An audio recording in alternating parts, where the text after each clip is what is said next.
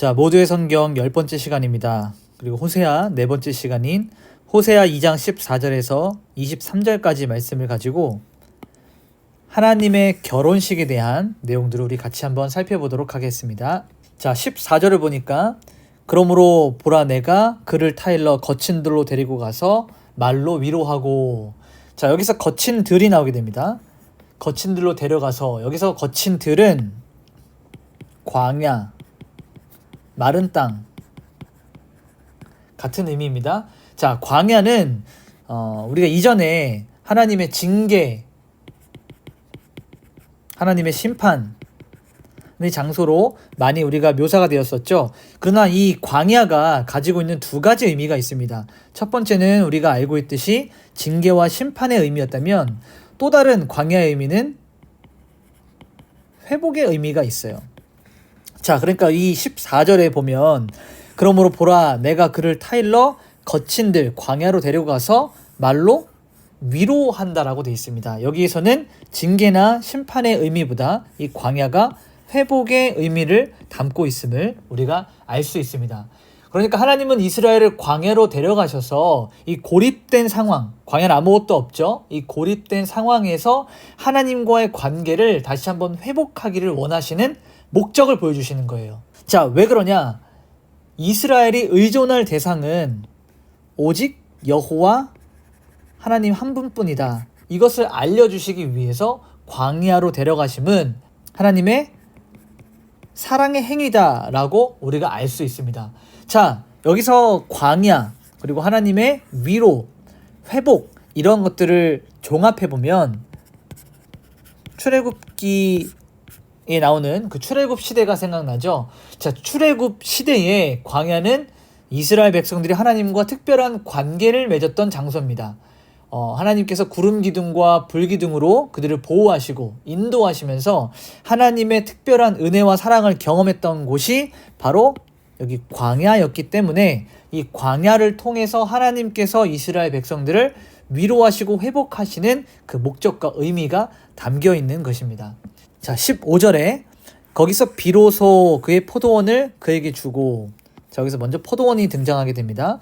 그리고 아골 골짜기로 소망의 문을 삼아주리니 그가 거기서 응대하기를 어렸을 때와 애굽 땅에서 올라오던 날과 같이 하리라.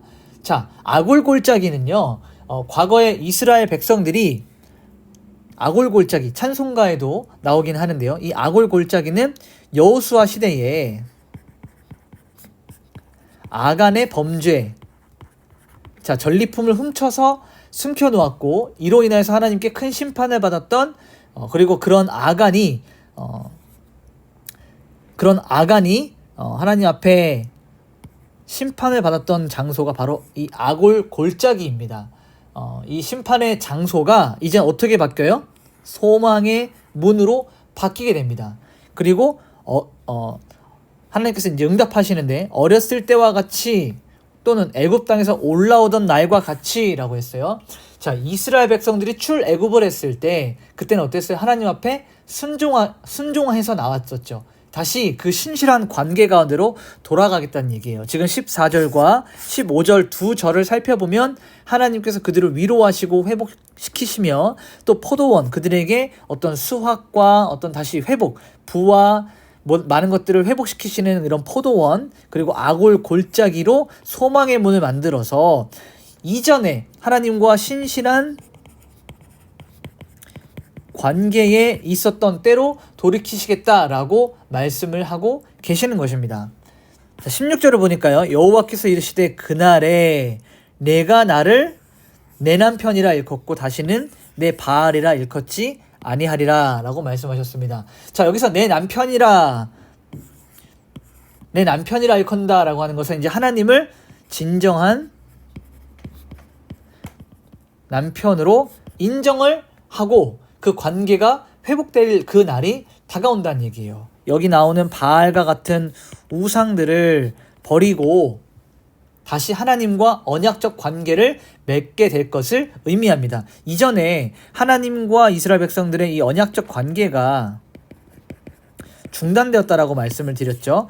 그 이유는 언약이 파기돼서 완전히 없어진 것이 아니라 오히려 약간 우리가 일시 정지, 중단 이런 느낌으로 접근을 하는 게 맞다고 했어요. 이스라엘 백성들이 우상에 빠졌기 때문에 하나님께서 그들을 징계하시고 심판하시면서 회복하시는 그 시간까지 잠시 일시 정지의 관점으로 보면 됩니다. 그러나 이제는 여호와 하나님께서 회복을 시키고 나면 14, 15절에 이어서 16절에도 그날이 돼서 이제는 이스라엘 백성들이 여호와 하나님을 내 남편이다, 하나님의 거룩한 신부로서 내 남편이다 라고 말하고 내 바알이다 라고 말하지 않겠다, 우상을 숭배하지 않겠다 라는 것을 하나님께서 말씀하고 계시는 겁니다. 자, 17절을 보니까 이어서 같은 의미예요.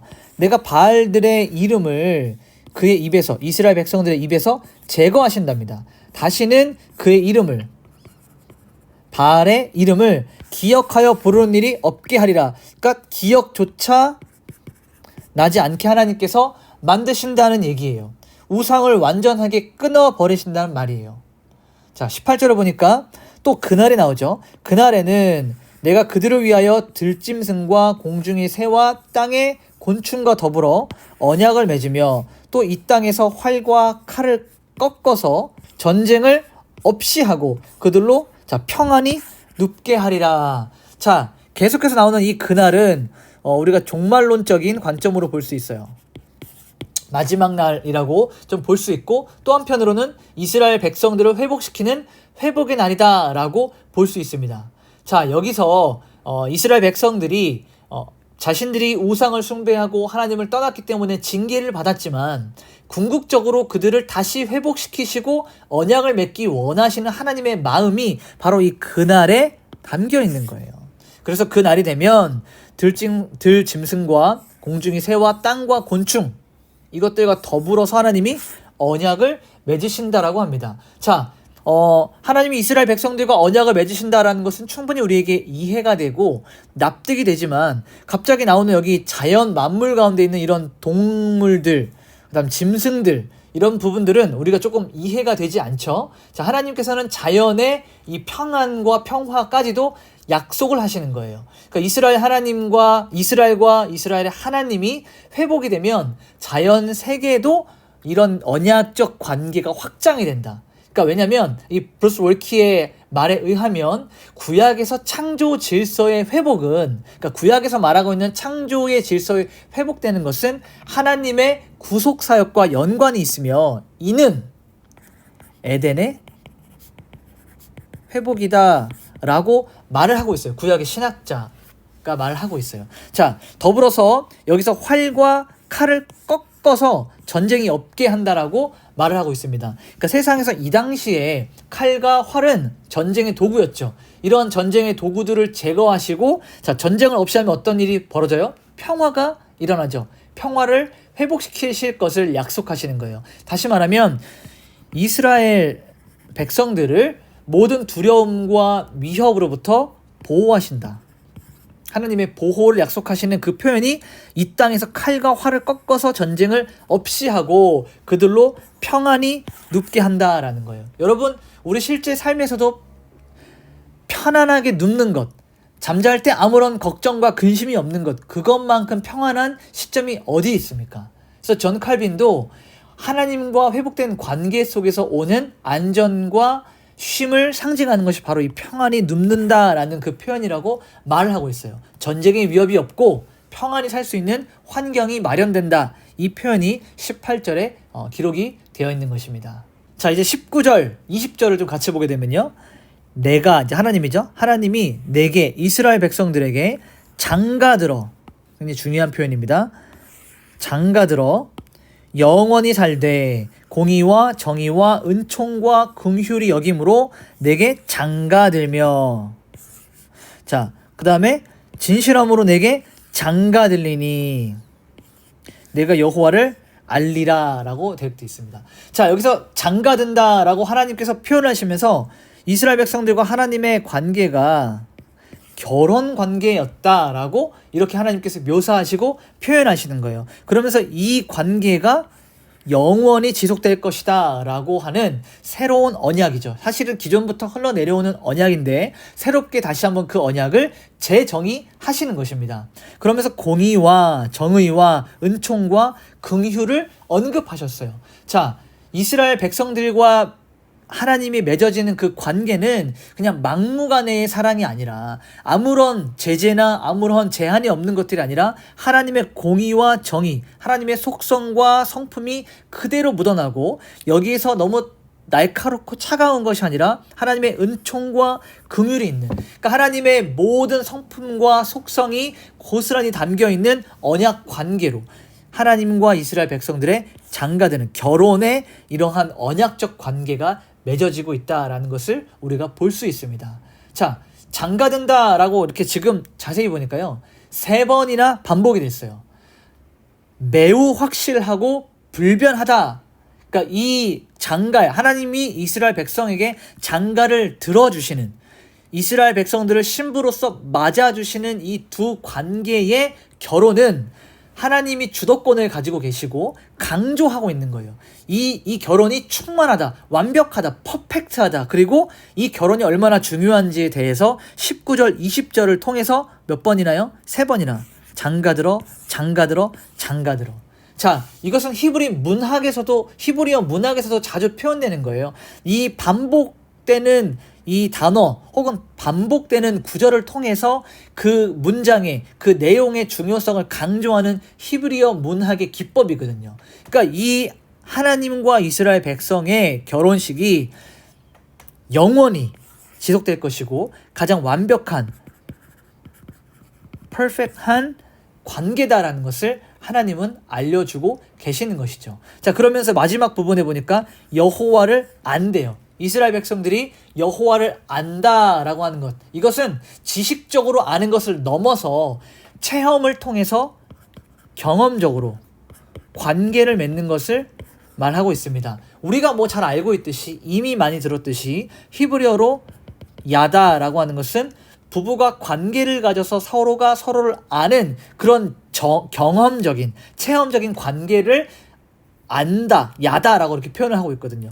그러니까 이스라엘 백성들이 여호와 하나님께서 이스라엘 백성들과 결혼과 같은 언약을 다시금 확인시켜 주심으로 이스라엘 백성들이 여호와 하나님을 경험하고 체험해서 완전한 관계 가운데로 들어간다라는 표현이 20절의 말씀입니다. 자, 그러면서 이제 21절을 보게 되니까 여호와께서 이르시되, 그날, 또 그날이 나왔죠. 회복의 그날에 내가, 하나님께서 응답을 하신대요.